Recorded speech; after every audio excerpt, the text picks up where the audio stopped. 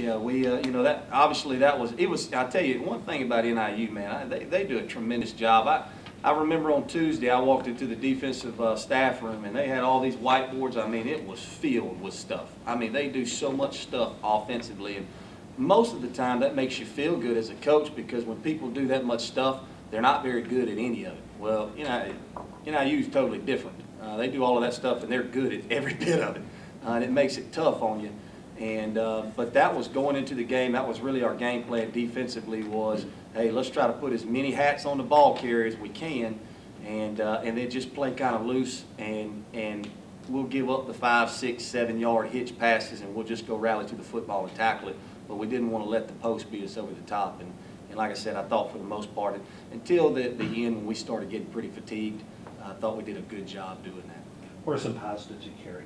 Well, it's like I said, I'm really proud of those kids. I mean, every one of those kids we put out on the field, they gave their best effort.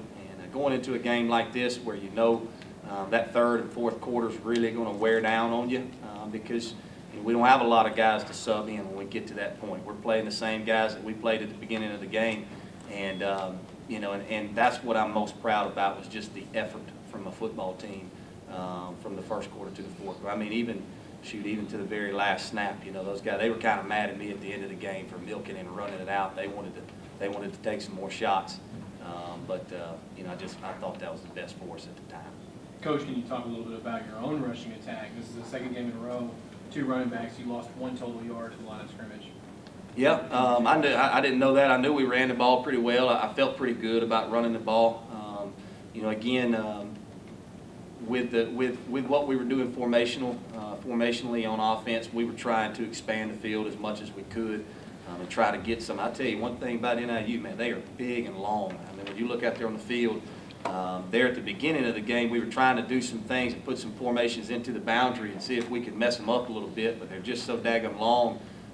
There's not a whole lot of room to work into the boundary, and so we started trying to spread them out a little bit and run it, and had some success there. And very pleased with the way both running backs ran the football. Roman Clay, I thought, had some really tough runs. And then Nick Taylor, to be a smaller guy, you know, he's a smaller, scatty guy. We ran him in between the tackles a pretty good bit tonight, and he did a tremendous job for us as well. Is Tony Mays okay? Yeah, I think he's okay. I haven't got the final on him. You know, we'll bring him back to Murray and work on him a little bit, but I think he's going to be okay. I think overall, I think we got out of here pretty good. Did you adjust your game plan against Drew Hare at all during the game, or kind of just stick with the game plan? No, we just kind of stuck with it, just because we knew he was what he was, you know, off of film.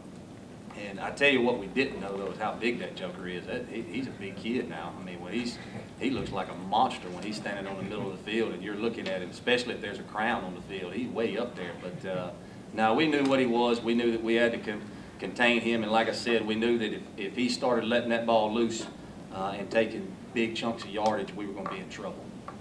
To kind of piggyback off of that, can you talk about the challenges of trying to cover Galladay on the outside? Yeah, it's a big one.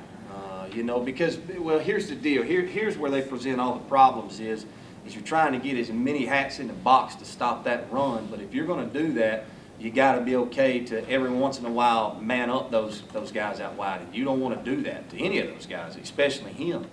But I think that's, you know, that's where you run into some issues as a defense is okay, well, when do we put that 8th guy down in there? When do we put that 7th guy? When do we let him hang out here?